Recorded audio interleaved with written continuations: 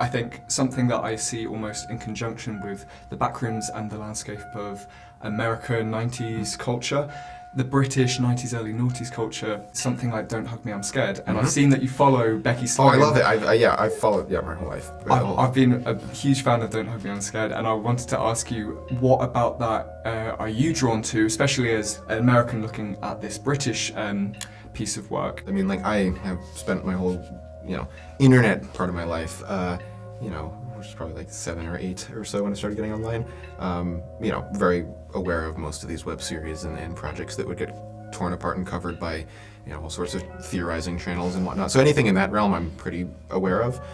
Theirs is probably one of my favorites, and especially, taking it to the series they did a couple years ago. And I think sometimes you have projects, I will not name names, but sometimes you have projects that get too excited by this audience that forms around one, and the lore and all these hidden details that you kind of create a project that's very inaccessible at a certain point. And I feel like they've always been pretty great and self-aware at recognizing what people find compelling about the project and what it needs to be to remain compelling and successful. I'm glad you brought it up.